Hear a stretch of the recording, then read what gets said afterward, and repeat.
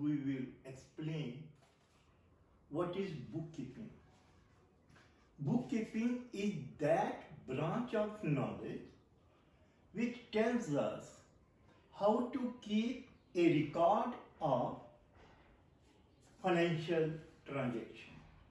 In other words, bookkeeping is an art of recording business dealing, financial transaction or business dealings in a set of books. In other words, again, bookkeeping is an art of recording business transaction in a systematic manner. In simple way, we can say bookkeeping is a recording of business transaction, financial transaction in a systematic manner. Then question arises, what is the meaning of business transaction? Business में जो कुछ भी होता है, business की जितनी भी dealings होती हैं, उन सभी को बिजनेस ट्रांजैक्शन कहते हैं. फॉर एग्जाम्पल, बिजनेस में सेल ऑफ गुड्स होती हैं, परचेज ऑफ गुड्स होती हैं, receipt of money, that is receipt from debtors, debtor से पैसा मिलना, पेमेंट टू क्रेडिटर्स, क्रेडिटर्स को पैसे देने, परचेज और sale of fixed assets, payment of interest, started business, cash paid for stationery, rent paid to landlord. All these are known as business transaction. Business में चीजें खरीदी, बिजनेस की चीजें खरीदी हुई बेची, डेटर से पैसा मिला. फिर आता है डेटर्स किसे कहेंगे? जिन लोगों को चीजें उधार पे दी जाती हैं, क्रेडिट पे दी जाती हैं, उन्हें डेटर्स कहते हैं. और हम चीजें क्रेडिट पे देंगे तो उसके बाद जो उनसे पैसा मिलेगा, that is receipts from debtors. Payment to creditors. और हम चीजें उधार पे देती हैं तो हम चीजें उधार पे परचेज भी करते हैं. जब चीजें उधार पे परचेज करेंगे, बाद में उन्हें पेमेंट करेंगे. और जिन लोगों से चीजें हम उधार पे लेते हैं, उन्हें क्रेडिटर्स कहते हैं. बिजनेस के लिए एसेट्स खरीदे जाते हैं, जैसे मशीनरी, फर्नीचर, वो हमारे फिक्स्ड एसेट्स होते हैं. अगर हमने बैंक से लोन लिया हुआ है, उस पे हम इंटरेस्ट पे करेंगे. जब बिजनेस स्टार्ट किया जाता है, उस समय जो पैसा इन्वेस्ट किया जाता है, जब उस समय जो ट्रांजैक्शन होती है, उसे यूं कहते हैं started business with cash. Business के लिए स्टेशनरी खरीदी. अगर हमारी बिल्डिंग रेंट पे है तो हम लैंडलॉर्ड को रेंट पे करते हैं. All these are known as business transaction. ये जो बिजनेस ट्रांजैक्शंस होती हैं, ये कैश ट्रांजैक्शंस भी होती हैं, क्रेडिट ट्रांजैक्शन भी होती हैं. हमारा बिजनेस का जितना भी काम होता है, कैश में भी होता है, क्रेडिट में भी होता है. अगर हम क्रेडिट में चीजें खरीदें या बेचें, उन्हें क्रेडिट ट्रांजैक्शन कहेंगे. अगर कैश में खरीदें या कैश में बेचें, उन्हें कैश ट्रांजैक्शन कहेंगे. ये जो ट्रांजैक्शंस होती हैं, ट्रांजैक्शन में भी एक्सटर्नल और इंटरनल. ट्रांजैक्शन में भी कैश और एक क्रेडिट, ट्रांजैक्शन में भी एक्सटर्नल और इंटरनल.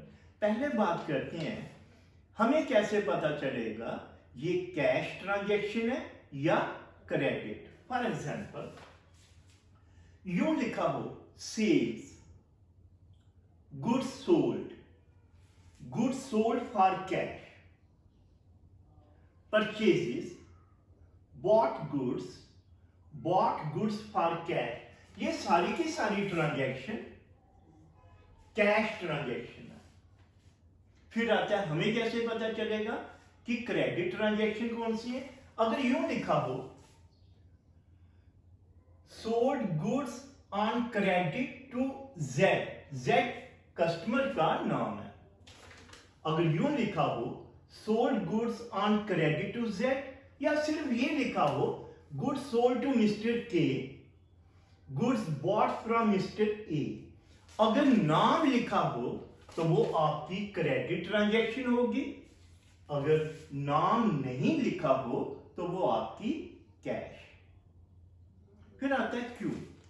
हम मार्केट में जाते हैं, चीजें खरीदते हैं, पेमेंट करते हैं, वो कभी नहीं पूछेगा आपका नाम क्या है, पैसे लेगा, हमें चीजें देगा। दूसरी तरफ और हम उसे कहते हैं कि पैसे हम बाद में देंगे, उस केस में या तो वो हमारा नाम लिखेगा या हमारे फैमिली मेंबर का नाम लिखेगा। सिंपल। अगर नाम नहीं लिखा होगा तो कैश परचेज या कैश सेव होगी। आफ्टर कैश ट्रांजैक्शन और क्रेडिट ट्रांजैक्शन, ट्रांजैक्शन में बी एक्सटर्नल और internal. When we say external transaction, it means business and second party. When we say internal, it means only business. For example, when we say transaction may be external, then sold goods on credit to Z. इसमें एक तो Z है और दूसरा business ने चीजें उसे cell करी, तो इसमें दो लोग रहे, बिजनेस और Z. Then comes internal transaction. For internal transaction, depreciation charged on machinery.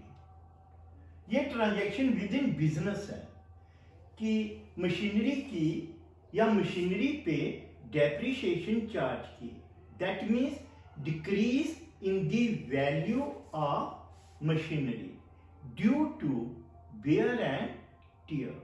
तो इसमें आउटसाइडर कोई नहीं है, सिर्फ बिजनेस के अंदर है, इसलिए इसे इंटरनल कहेंगे।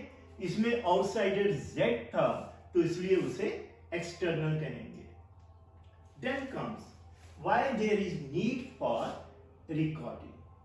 कि ये जो ट्रांजैक्शन की रिकॉर्डिंग करते हैं, ये जो हमारी बुक कीपिंग है, that means recording business dealings, recording business transaction, इसकी नीड क्यों है?